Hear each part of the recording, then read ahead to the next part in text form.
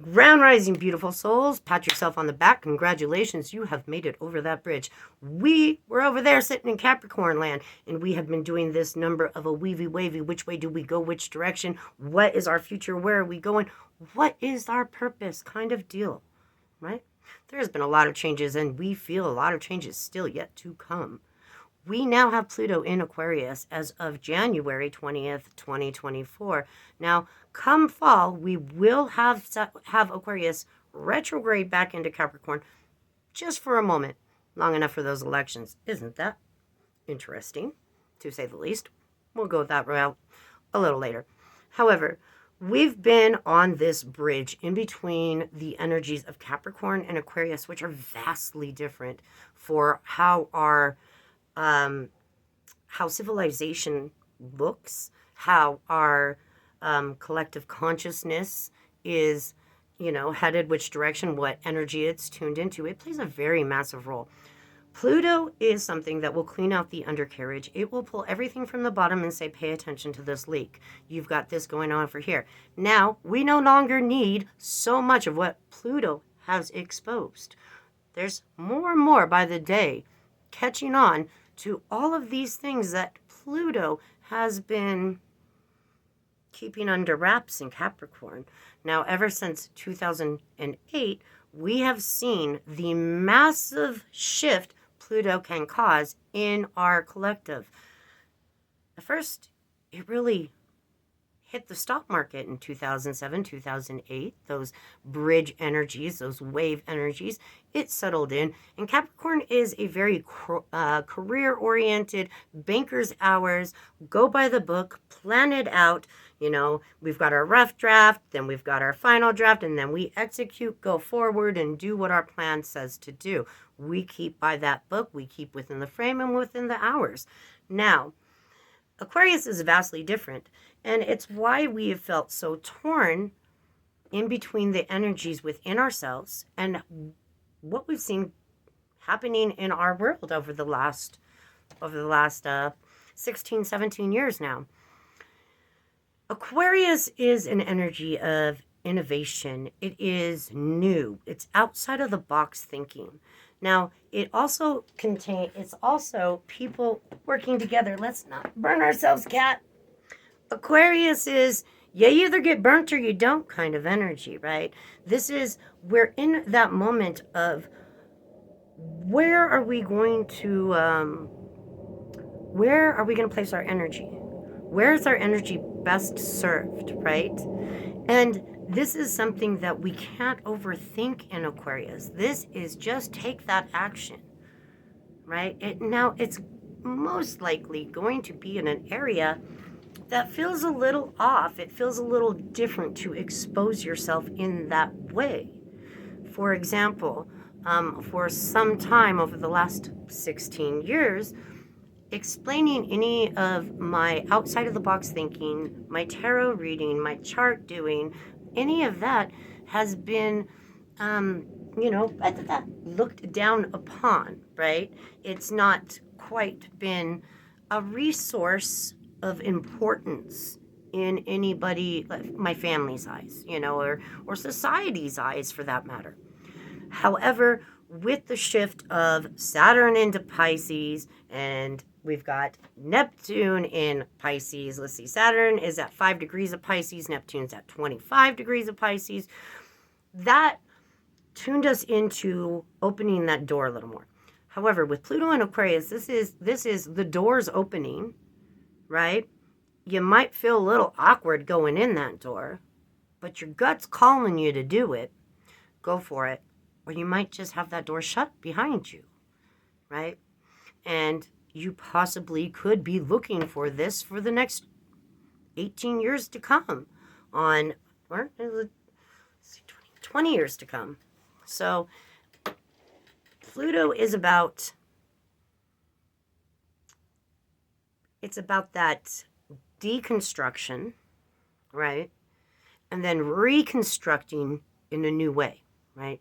So all this that we see out in the world is washing away what no longer works for us.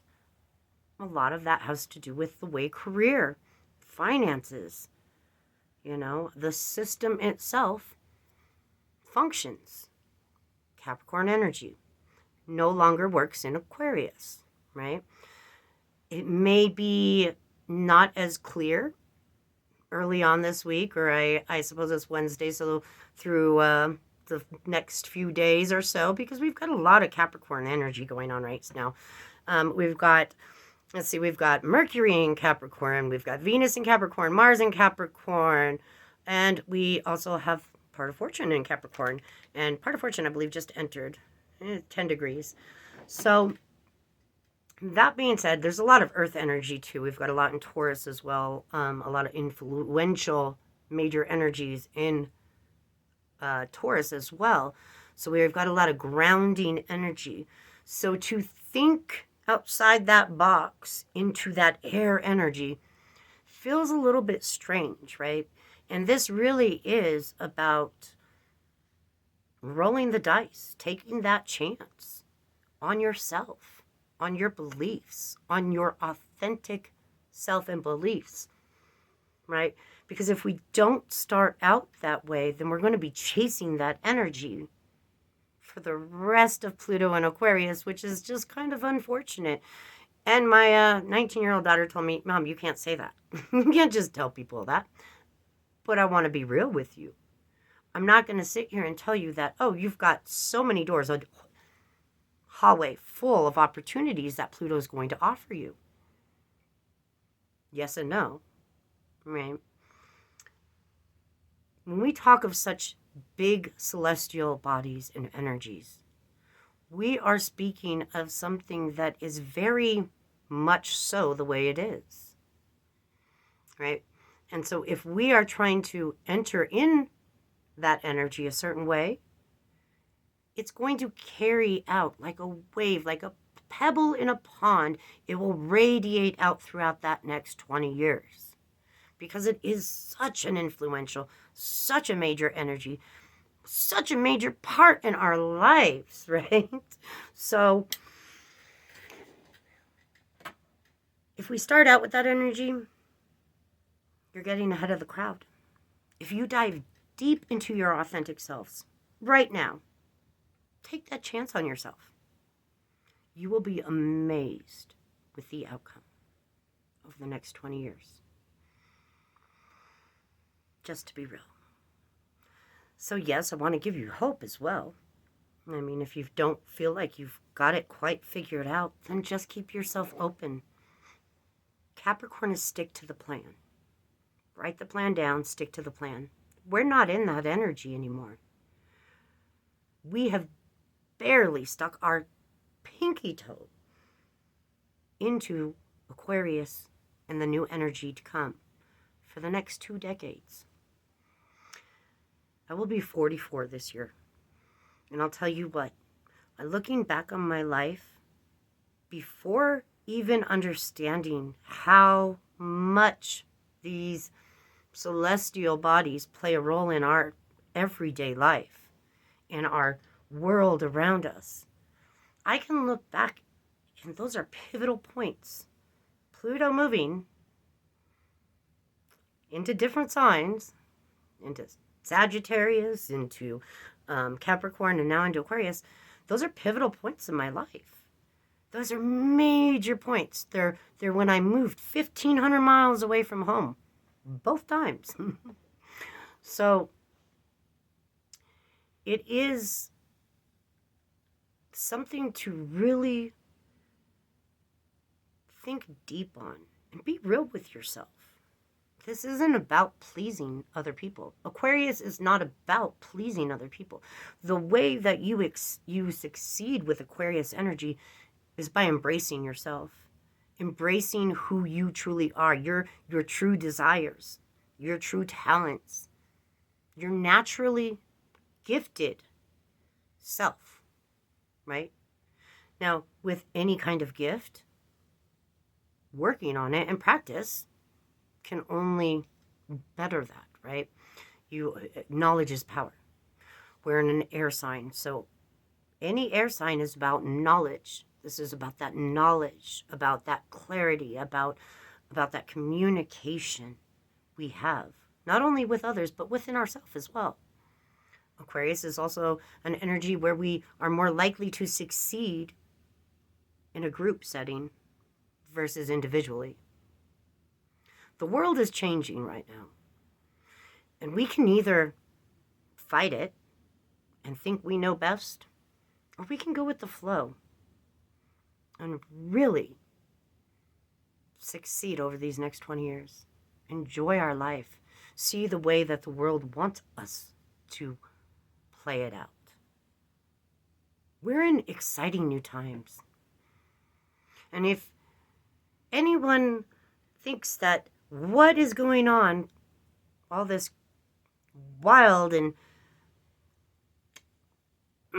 kind of news that's out there on social media, this is a lot of it has been to draw your attention away from the beautiful possibilities that the next 2 decades have to offer. The new inventions, the new technology, the possibilities, they're endless in Aquarius. Endless. So embrace it. Embrace yourself. Embrace everything you have to offer this world. This is a positive message, and it's going to be a positive, beautiful twist that I see coming in this world.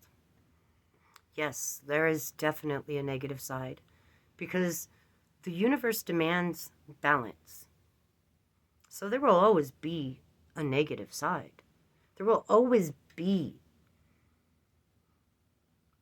ugly energies in this world. But that doesn't mean you have to be a part of it. Doesn't mean turn your head either, right? We're here for a reason.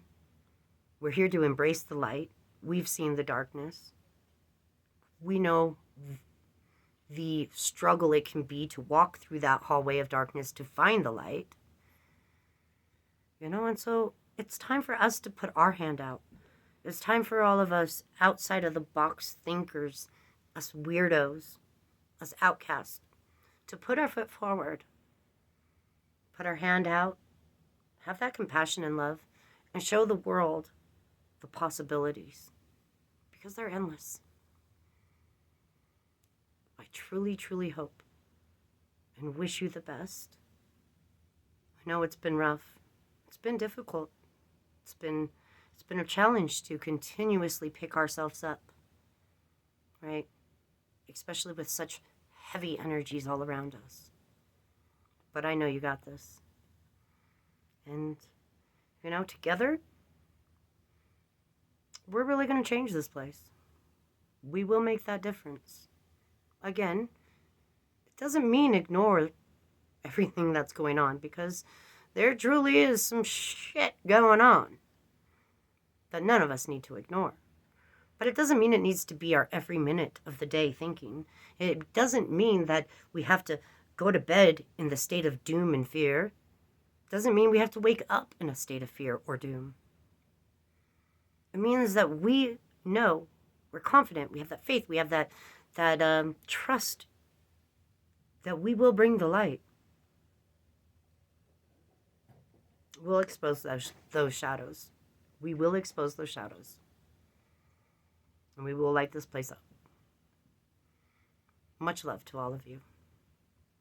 Embrace yourself. Peace.